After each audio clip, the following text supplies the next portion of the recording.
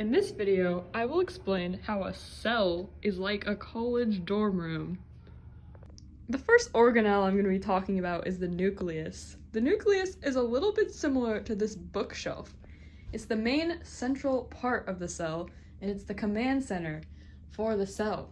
Our bookshelf has all the important stuff we need, like our food, our books, and random things that we keep on there.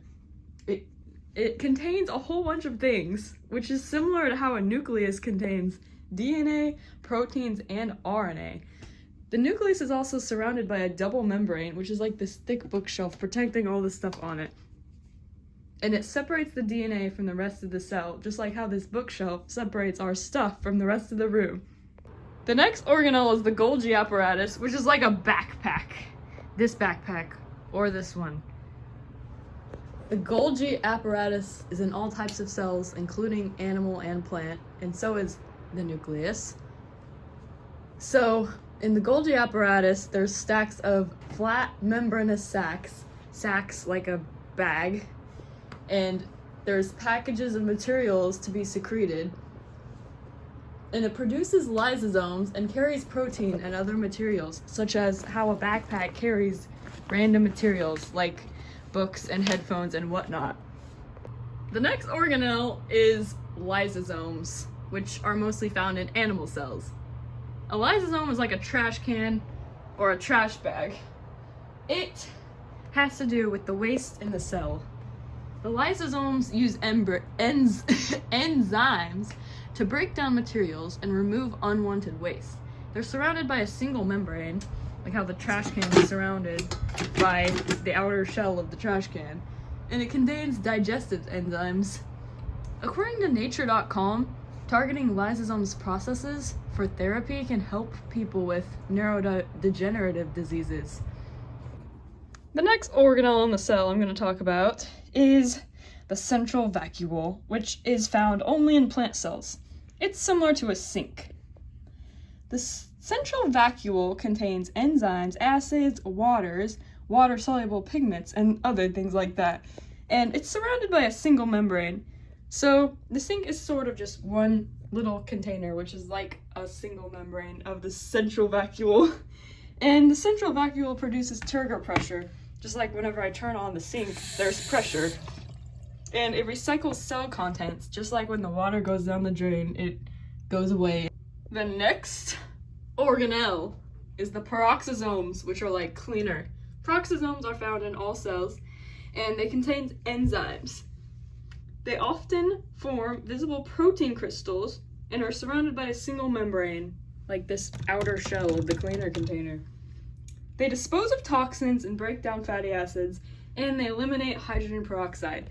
Just like this cleaner, when you put it on something, it breaks it down, and it dissolves the bad out of the stuff and makes your thing clean.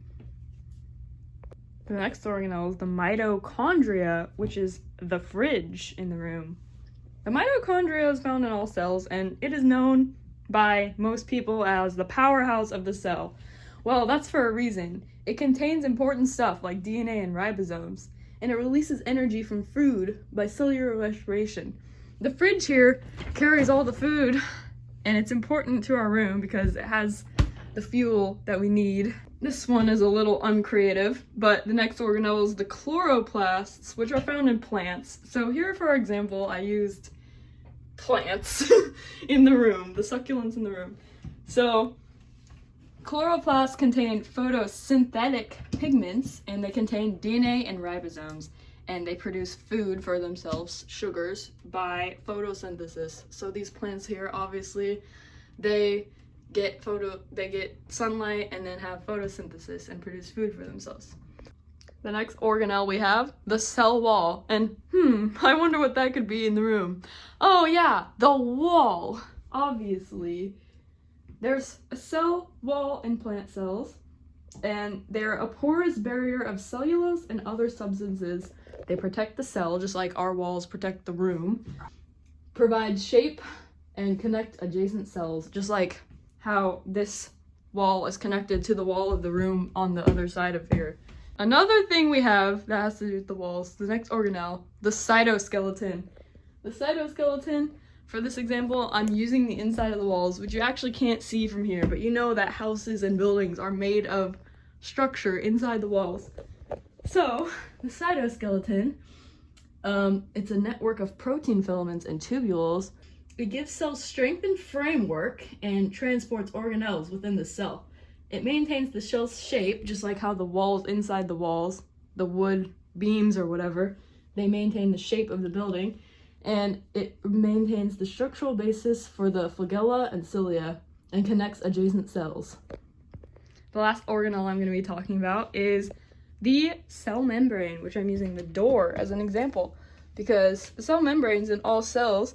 It's also called the plasma membrane, and it controls what goes in and out of the cell, just like the door controls whether we go in and out of the room.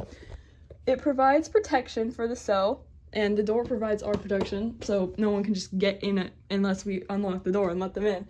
And also, did you know, according to the National Human Genome Research Institute, that the cell membrane has a lot of cholesterol inside of it, which I'm sure our room does because of all the junk food we have, so that works out. This concludes my video of how a cell is like a college dorm room. Hope you learned something from it. Thank you.